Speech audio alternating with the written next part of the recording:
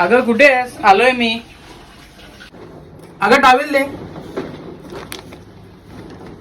घे.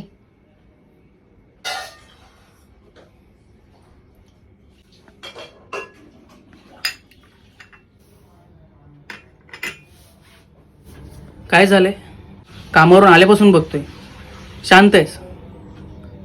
टावेल पण आईने दिला, चहा सुद्धा आईने दिला. तू काहीच रिस्पॉन्ड करत नाहीयेस.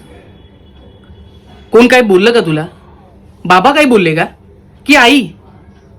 एकच तर दिवस झालाय लग्नाला, ऍडजस्ट व्हायला वेळ लागणार. नक्की सांग काय झालंय? तुला आईच काहीतरी बोलली ना? थांब थांब मी. ए आई, काय ग?